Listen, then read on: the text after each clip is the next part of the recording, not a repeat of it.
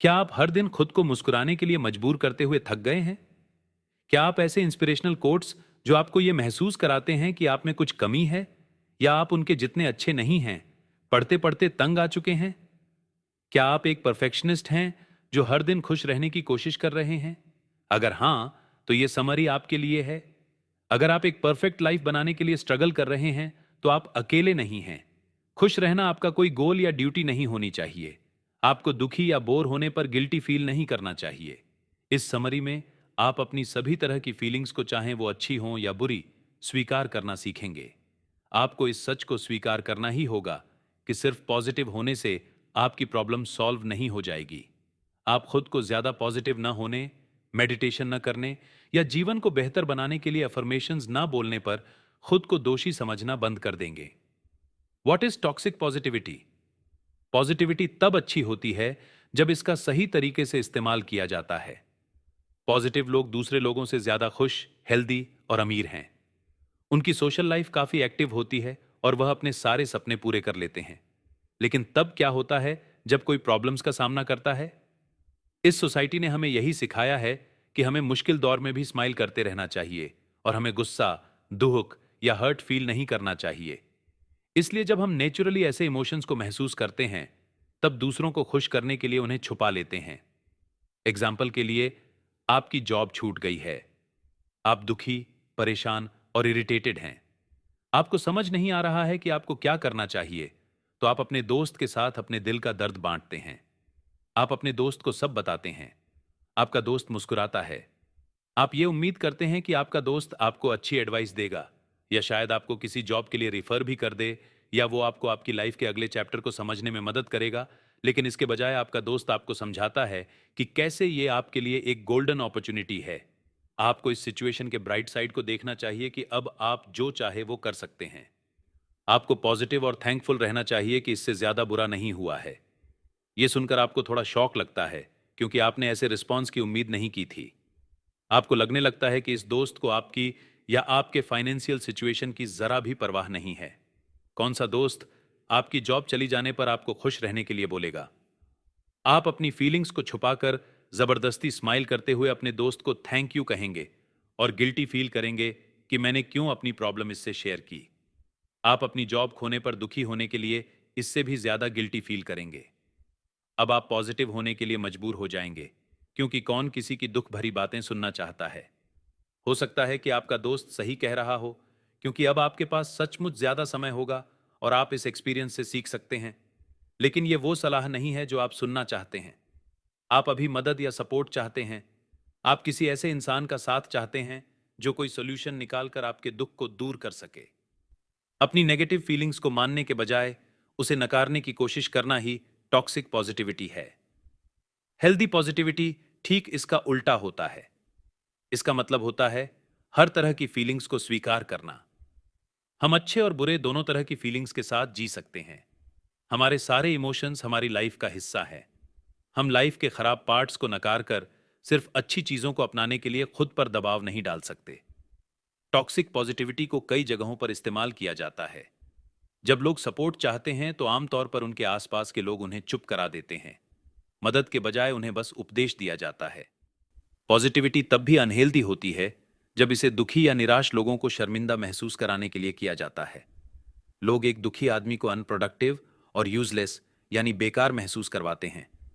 अगर आप कड़ी मेहनत कर सकते हैं, तो फिर आपको अपनी दर्द भरी फीलिंग्स किसी के साथ बांटने की क्या जरूरत है? हम अपने आप को तब भी शर्मिंदा करते हैं जब हमारे पास जो है, हम उससे संतुष्ट नहीं होते हैं। चाहे कुछ भी हो जाए, हम खुश रहने में खुद को मजबूर करते हैं। हम अपने प्रॉब्लम से भगाने के लिए टॉक्सिक पॉजिटिविटी का इस्तेमाल करते हैं। हम अपने करंट सिचुएशन का सामना नहीं कर पाते हैं, इसलिए जानबूझकर मुस्कुराते हैं और ये भूल जाते हैं कि हमारी प्रॉब्लम अब भी वैसी की वैसी है। टॉक्सिक पॉजिटिविटी की हद तब हो जाती है जब हम इसका इस्तेमाल उन लोगों को चुप कराने के लिए करते हैं जो सीरियस और खतरनाक प्रॉब्लम का सामना कर रहे होते हैं। ये स्वीकार करने के बजाय कि हमने किसी को तकलीफ पहुंचाई है, हम उन्हें मना लेते हैं कि उन्हें पॉजिटिव रहना चाहिए, क्योंकि बुरा महसूस करना उनकी गलती है।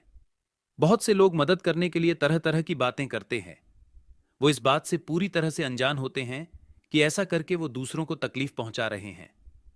पॉजिटिव बातों के बजाय किसी की मदद करते समय इंसान को सच्चा होना चाहिए।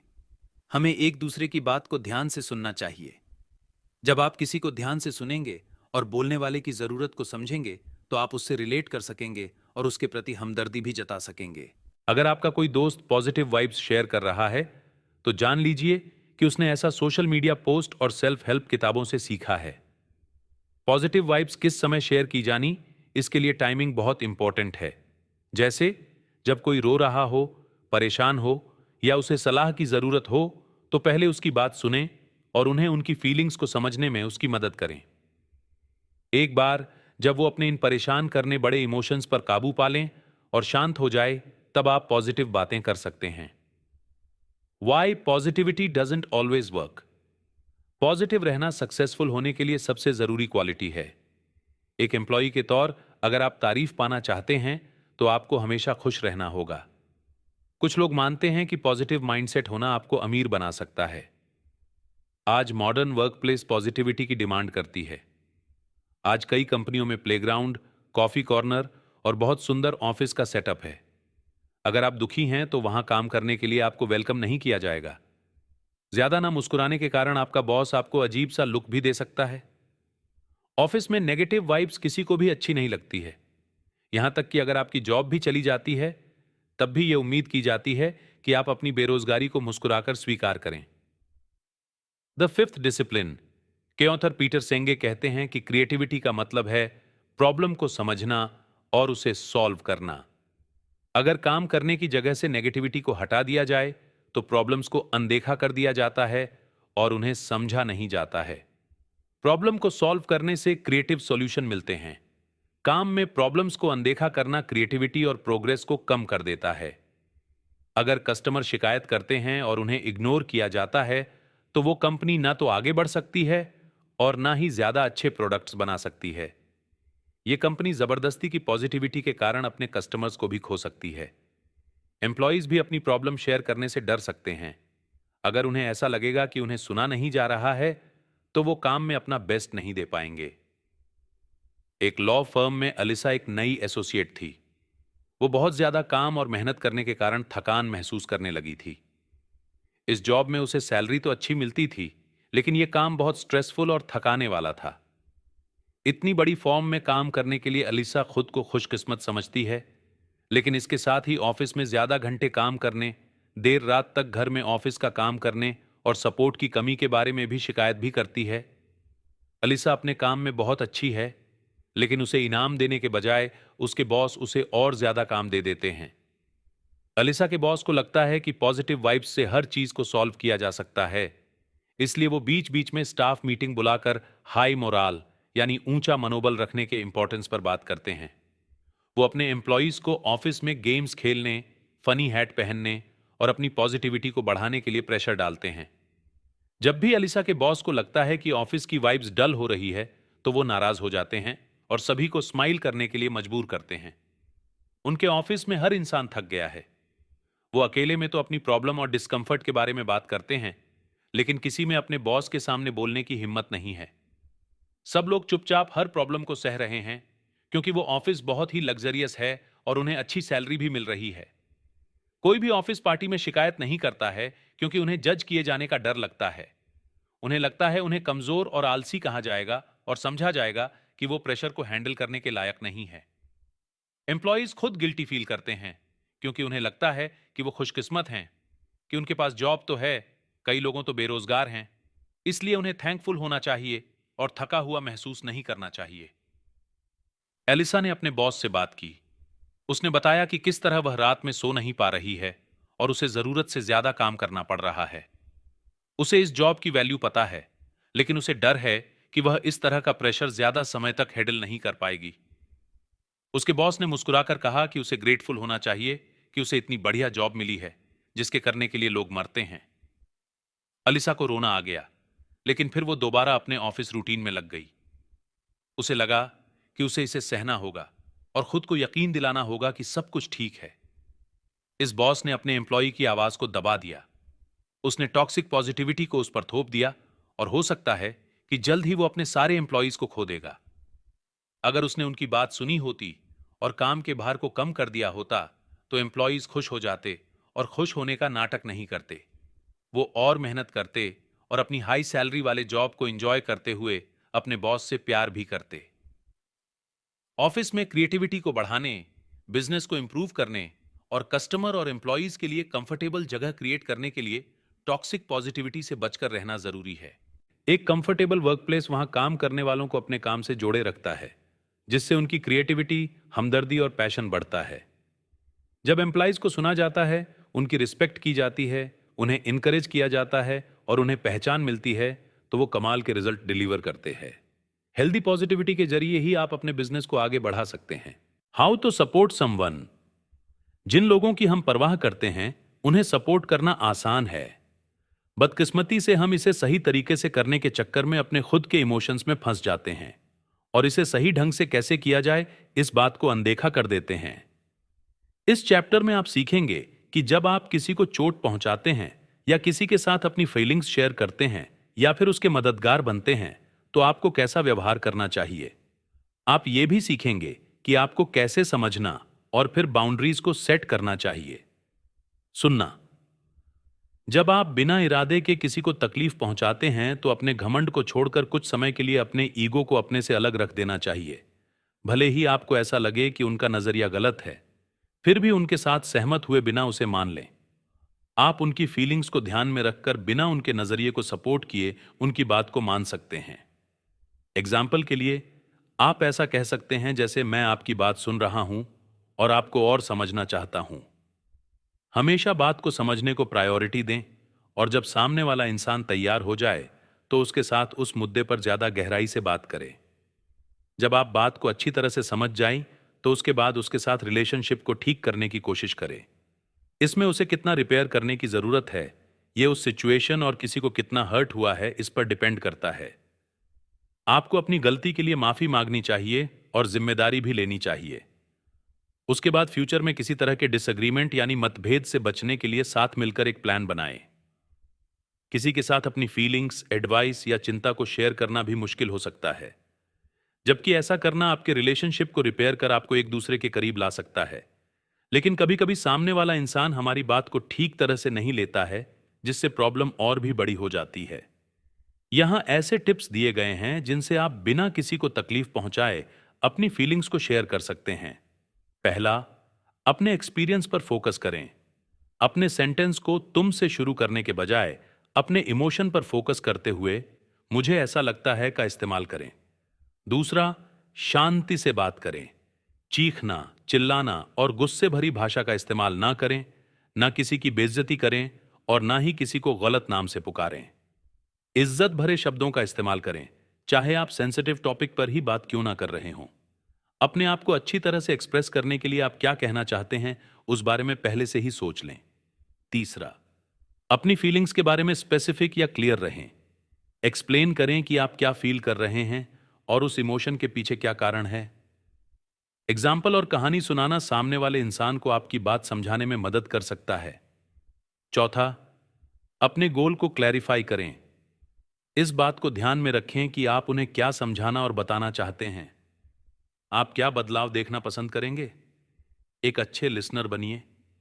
अगर सामने वाला इज्जत से बात करना चाहता है, तो उसकी बात को सुनने के लिए तैयार रहे। फाइनली, इस बात को स्वीकार करें कि सभी के रिएक्शन अलग अलग हो सकते हैं। सावधानी से प्लान बनाने के बाद भी हो सकता है कि दूसरे लोग आपके मैसेज को ठीक से ना लें। सिर्फ उस चीज पर फोकस करें जिसे आप कंट्रोल कर सकते हैं और फ्लेक्सिबल रहें। फ्लेक्सिबिलिटी का मतलब है यह सीखना कि चाहे आप किसी दूसरे के नजरिए से सहमत हो या नहीं, पर उसे सपोर्ट करना। एक सपोर्टिव इंसान की सुनने की स्किल बहुत अच्छी होती है। उसे पता होता है कि दूसरे की जरूरत को कैसे पहचानना है और कैसे मजबूत बाउंड्रीज बनानी है। इस बात को समझें कि आप हर इंसान के लिए हर चीज को ठीक नहीं कर सकते। इसलिए जब आपके पास एनर्जी, रिसोर्सेस और मदद करने की एबिलिटी की कमी हो, आप मदद करने से इनकार कर सकते हैं। अपने लाइफ से सारी नेगेटिविटी को खत्म कर देना इम्पॉसिबल ही नहीं, बल्कि खतरनाक भी है। जब लोग नेगेटिविटी को खत्म करने का फैसला लेते हैं, तो वो अपने जीवन में स्ट्रगल और डिस्कंफर्ट से बचने की कोशिश करते हैं। इस तरह का माइंडसेट उन्हें पर्सनल ग्रोथ से बचने, अपने रिलेशनशिप को तोड़ने और जरूरी मुद्दों को इग्नोर करने की तरफ ले जाता है। आपको यह समझना चाहिए कि सारी नेगेटिविटी टॉक्सिक या बुरी नहीं होती है, बल्कि ये लाइफ का एक नेचुरल हिस्सा है। हालांकि रिलेशनशिप्स को इवैल्यूएट करना और बाउंड्रीज बनाना जरूरी है, लेकिन हर वो इंसान जो नेगेटिविटी दिखाता है उसे अवॉइड करना भी नुकसानदायक है। ये हमें ऐसे रिलेशनशिप बनाने से रोक सकता है जो साथ मिलकर मुसीबतों का सामना करने से बनते हैं। सपोर्ट का मतलब एक्सेप्टेंस यानी मानना भी होता है। जीवन अच्छा या बुरा हो सकता है, हर इंसान का अलग नजरिया होता है, और जो पर्सनैलिटी और सिचुएशन के हिसाब से इमोशंस बदलते रहते हैं। आप ये उम्मीद नहीं कर सकते कि आप हर बहस में जीत जाएंगे, हर दर्द को दूर कर देंगे या हर इंसान को सपोर्ट कर पाएंगे। आप एक इंसान हैं और सिर्फ अपनी सुनने की स्किल को बढ़ाकर ही ग्रो कर सकते हैं। दूसरों को समझने के लिए हमेशा उत्सुक रहें।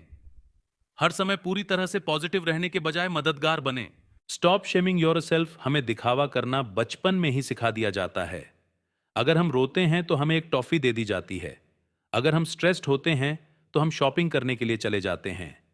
अगर हम थके हुए होते हैं तो हम अपने दर्द को छुपाने के लिए अपने पूरे चेहरे पर मेकअप कर लेते हैं। फीलिंग्स अच्छी और बुरी दोनों होती हैं, लेकिन हमें बुरी फीलिंग्स को छुपाना सिखाया जाता है। हमें खुश रहने का बहाना करना सिखाया जाता है। यहां हमारा गोल खुश रहना नहीं, बल्कि खुश रहने का दिखावा करना है कि हम खुश हैं। सोशल मीडिया पर लोग इसका अच्छा प्रूफ हैं। हो सकता है कि वो अपने ब्रेकअप पर रो रहे हों, पर पॉजिटिव कंटेंट ही पोस्ट करते हैं। टॉक्सिक पॉजिटिविटी हमें दिखावा करना सिखाती है। ये अच्छी फीलिंग्स को स्वीकार करके दर्द को नकारना सिखाती है। अगर कोई हमसे ज्यादा मुश्किलों का सामना कर रहा है तो हम दुखी क्यों रहें? हम खुशकिस्मत हैं और हमें अपने जीवन में इस आशीर्वाद के लिए ग्रेटफुल होना चाहिए। अगर हम मुश्किलों का सामना कर रहे हैं तो हम जल्दी से जल्दी इस दर्द से छुटकारा पाने के लिए खुद को मजबूर करते हैं। अगर हम दुखी हैं तो हम अपनी अच्छी चीजों को याद करते हैं और फिर शर्मिंदा महसूस करने लगते हैं। हम इंसान होने के लिए भी गिल्टी महसूस करने लगते हैं। अपने इमोशंस को एक्सप्लोर करने के बजाय हम उन्हें खत्म कर देते हैं और फिर दिखावा करते हैं। हम दूसरों से मदद लेने के बजाय खुद को सबसे दूर कर लेते हैं।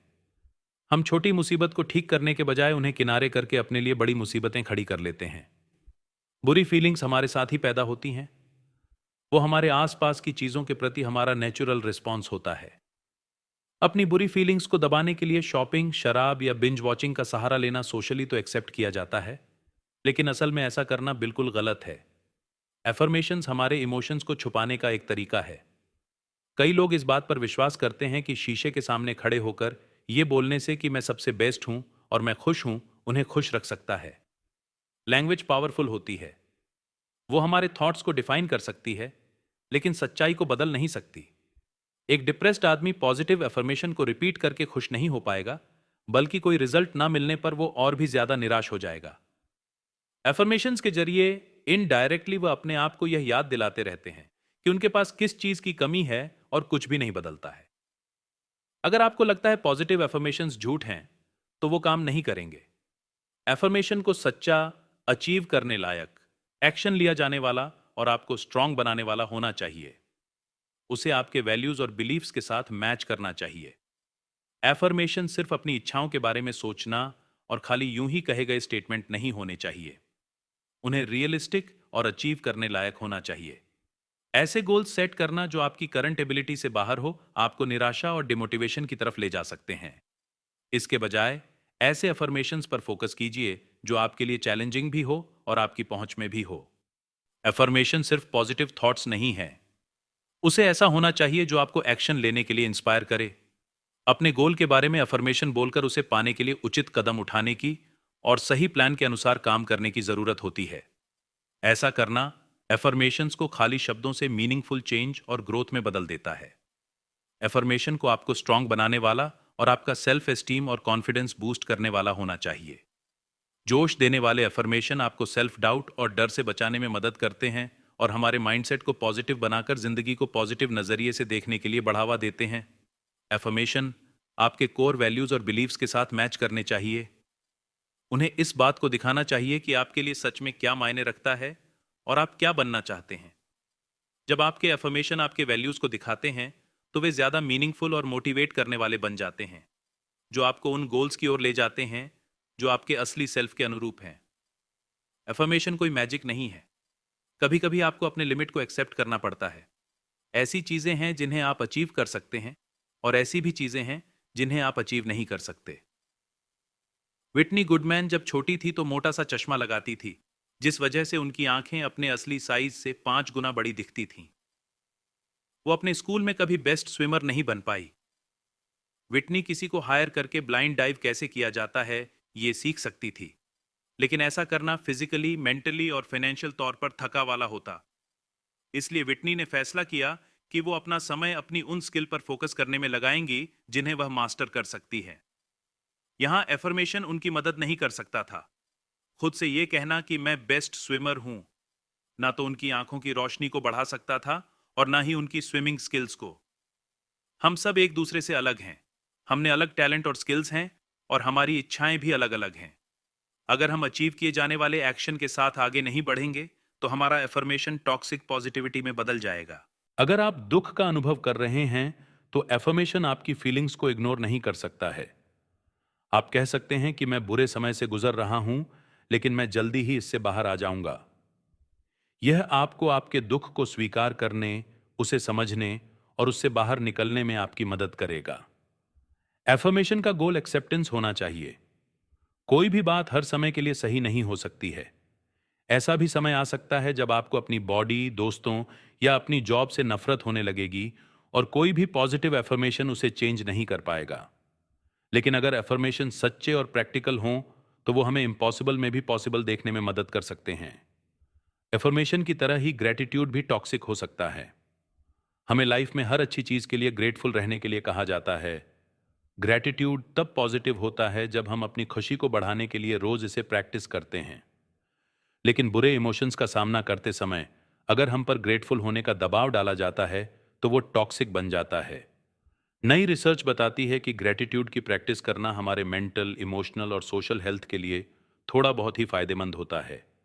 लेकिन रेगुलर ग्रेटिट्यूड जैसे जर्नल लिखना हमें हमारे लाइफ के पॉजिटिव हिस्सों पर फोकस करके हमारे इमोशन हेल्थ को इम्प्रूव करता है। हालांकि ग्रेटिट्यूड मेंटल बीमारियों के सिम्टम को कम नहीं करता है। ये किसी ट्रॉमा के बाद मेंटल हेल्थ के स्ट्रगल से बचने में मदद कर सकता है। इसे उन लोगों के साथ सावधानी से इस्तेमाल करना चाहिए जो गंभीर मेंटल बीमारियों से जूझ रहे हैं। मुश्किल सिचुएशन में दबाव डालकर ग्रेटिट्यूड का इस्तेमाल किया जाता है। इमेजिन कीजिए कि आप एक मुश्किल दिन से गुजर रहे हैं। आपकी कार रास्ते में खराब हो गई है और आपने एक इंपॉर्टेंट मीटिंग को मिस कर दिया है।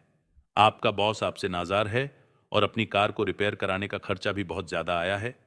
इसलिए आप अपनी मम्मी को यह सोचकर कॉल करते हैं कि वो कार को ठीक कराने के लिए कोई सलाह देंगी, लेकिन इसके बजाय वो आपसे कहती हैं कि आपको ग्रेटफुल होना चाहिए क्योंकि आपके पास एक कार है और जॉब भी। आपके सामने जब ऐसी प्रॉब्लम आती है तो कई लोग आपसे ईर्ष्या करते हैं क्योंकि उनके पास ये सब है ही नहीं। आप अब भी अपसेट हैं और इसका उपाय ढूंढ रही हैं के लिए खोज करती है, लेकिन अब आप शर्मिंदा भी महसूस करने लगती हैं।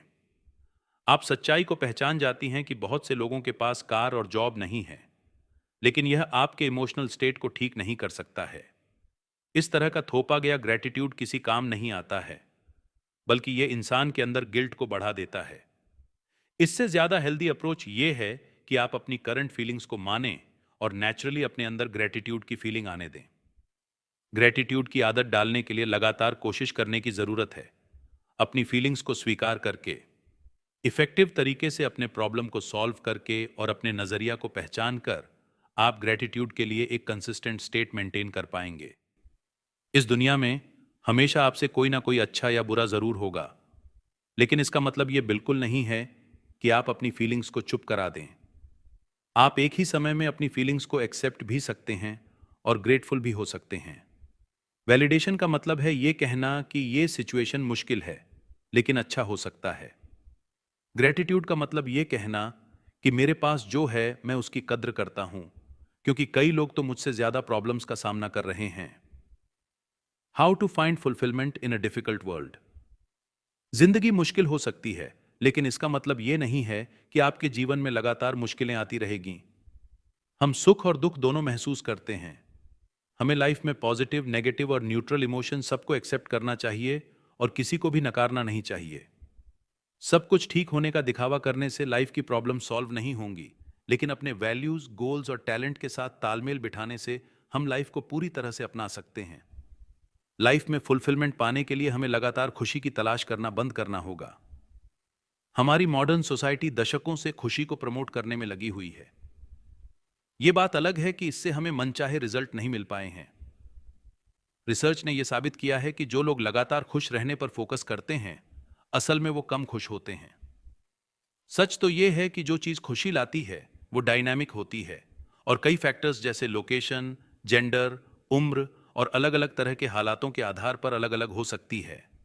हमें हमारे कल्चर द्वारा अच्छपे की गई चीजों को मानने के लिए एक लिस्ट दे दी गई है, जैसे हेल्दी रहें, अपनी एजुकेशन पूरी करें, अपना करियर बनाएं, एक पार्टनर ढूंढें, बच्चे पैदा करें, रिटायर हो जाएं और फाइनली दुनिया से चल जाएं।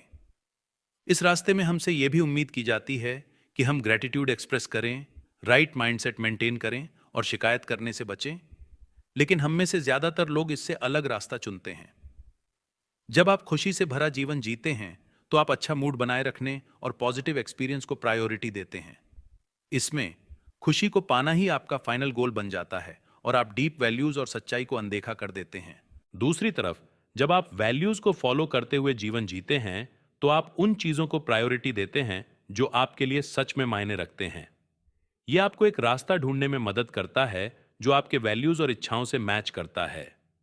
अपने वैल्यूज के हिसाब से जीना हमेशा आपको खुशी नहीं देता है, लेकिन आप ऑथेंटिक यानी सच्चे बने रहते हैं। वैल्यूज के अनुसार लाइफ जीने के लिए acceptance and commitment therapy ACT एक पावरफुल टूल है। यह साइकोलॉजिकल फ्लेक्सिबिलिटी को डेवलप करने पर फोकस करता है, जिसका मतलब है प्रेजेंट मोमेंट में मौजूद रहना और अपनी फीलिंग्स को स्वीकार करना, फिर चाहे वो अनकंफर्टेबल और दर्द भरा क्यों ना हो। किसी डिस्कंफर्ट से बचने के बजाय एसीटी हमें अपने इमोशंस को ठीक से समझने में मदद करता है। यह तरीका हमें अपने फैसले अपने डर और दर्द के बजाय अपने वैल्यूज के आधार पर लेने में मदद करता है। इस बात को समझिए कि आपके वैल्यूज समय के साथ इवॉल्व हो सकते हैं और आप आज जिस चीज के प्रति कमिटेड हैं वो आगे चलकर बदल सकता है। अपने लाइफ के इन एरिया में अपने वैल्यूज को एक्सप्लोर करें। Work, education, relationship, personal growth, health और बिताने के लिए खाली समय।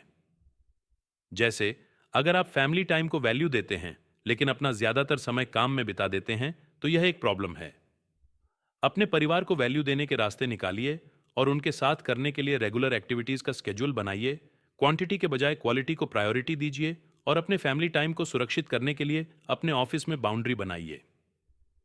एक फुलफिलिंग और वैल्यूज के अनुसार जीवन जीने के रास्ते में यह समझना भी शामिल है कि आप किन इमोशंस को वैलिडेट मंजूर करते हैं, आपको उन्हें कब तक वैलिडेट करना चाहिए और अपने डर पर काबू पाने के लिए खुद को कब धीरे से आगे बढ़ाना चाहिए। इसके लिए सबसे पहले अपनी फीलिंग्स को वैलिडेट करने से शुरुआत कीजिए। इस बात को स्वीकार कीजिए कि आप जो भी एक्सपीरियंस कर रहे हैं वो वैलिड है, फिर चाहे आपको शर्म, गिल्ट महसूस या कोई और इमोशन ही क्यों ना महसूस हो। इस बात को समझिए कि फीलिंग्स आपके इंसान होने का एक हिस्सा है और खुद को इतना स्ट्रिक्ट होकर जज करने की कोई जरूरत नहीं है। अगर आप किसी इंपॉर्टेंट चीज को पाना चाहते हैं तो खुद को थोड़ा पुश करने की कोशिश कीजिए। अपने गो की तरफ छोटे छोटे कदम बढ़ाइए। अपनी स्पीड को कम रखिए, ब्रेक लीजिए और कभी कभी अपने आप को काम से दूर भी कीजिए। अपने बारे में सोचना और इंप्रूवमेंट की तरफ काम करना बहुत जरूरी है।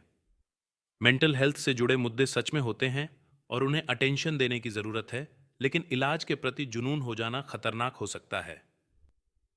हेल्दी खाने, ऑर्थोरेक्सिया के प्रति भी जुनून होने की तरह ही कुछ लोग हमेशा हर चीज के पीछे छुपे हुए कारण को ढूंढने में लगे रहते हैं, जिस कारण ये लोग सेल्फ डायग्नोज करते हैं और अपने बचपन में रहते हैं।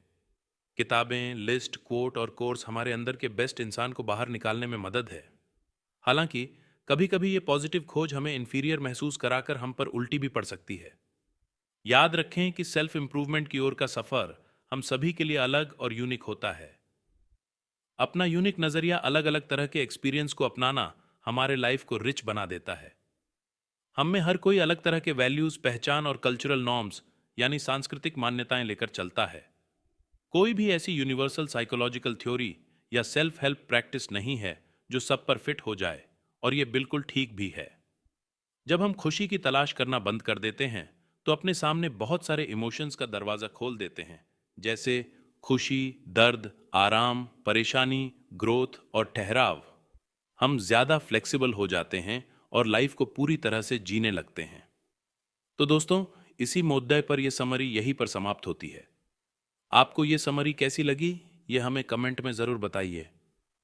इंतज़ार है आपके कमेंट्स का। बहुत जल्द एक नई बुक समरी के साथ फिर होगी मुलाकात। तब तक रखिए अपना बेहतर ख्याल, सुनते रहिए समरी फॉर यू और लर्निंग को अपनी लाइफ में प्रैक्टिकली इंप्लीमेंट करते रहिए। जय हिंद, जय भारत।